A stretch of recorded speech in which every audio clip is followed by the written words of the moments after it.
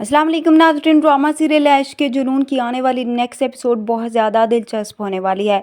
शहरोज़ जो मीर जुल्फ़िकार की मदद से अपनी कंपनी के रुके हुए प्रोजेक्ट को दोबारा से शुरू करने के लिए अप्रूवल लेकर आ जाता है और आकर अपने बाप को दिखाता है।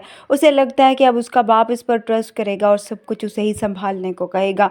मगर जब अली नवाज़ वो फाइल देखता है तो खुशी से शहरोज़ से कहता है कि जब राहिम होश में आएगा तो उसे बहुत खुशी होगी, क्योंकि वो उन प्रोजेक्ट को लीड कर रहा था और अब ठीक होकर दोबारा से इन्हें कंप्लीट करेगा। अपने बाप की ये बातें सुनकर शहरोज़ को बहुत गुस्सा आता है और इसी गुस्से में उठकर वहाँ से चला जाता है। अपना कमरा लॉक कर देता है। आफिया इस तरह से अपने बेटे को देखकर परेशान हो जाती है। वो शहरोज़ से कहती है कि दरवाज़ा खोलो, मगर शहरोज़ किसी की बात नहीं सुन रहा होता।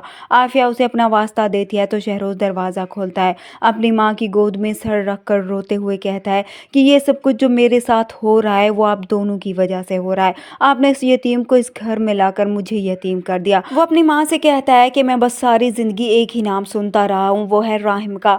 आफिया अपने बेटे को तसल्ली देने की कोशिश करती है। उसे कहती है कि मैं सब कुछ ठीक कर दूंगी, तुम्हारे बाप से बात करूंगी, तुम मेरे बेटे हो। तभी शहरोज़ अपनी माँ से कहता है कि मैं अक्सर यही सोचता हूँ कि विलन को विलन बनने पे कौन मजबूर करता है। अगर विलन बुरा है तो विलन को बनाने वाला हीरो क्यों नहीं बुरा।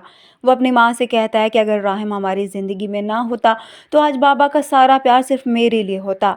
शहरोज़ को अब राहिम से नफरत होने लगती है और इसी गुस्से में वो यही सोचता है कि राहिम को इस दुनिया से चले जाना चाहिए।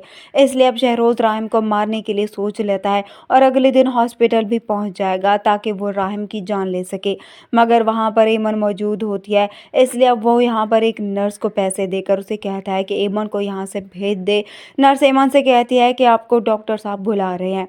एमन वहाँ जाती है। उधर शहरोज़ राहिम के पास पहुँच जाता है। जाकर उसका ऑक्सीजन मास्क हटाने की कोशिश करता है। इधर से डॉक्टर भी एमन से कहते हैं कि हमने तो आपको नहीं बुलाया।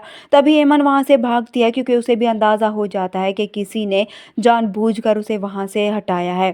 खैर अब इधर से अब राहिम को होश आ जाता है तो शहरोज़ घबरा जाता है और वहाँ से भाग जाता है। घर आकर अपनी माँ को सारी बात बताता है। उसे बताता है कि राहिम भाई को होश आ गया है और मैं उनको मारने के लिए उनका मास्क हटाने की कोशिश कर रहा था तो उन्होंने मुझे देख लिया।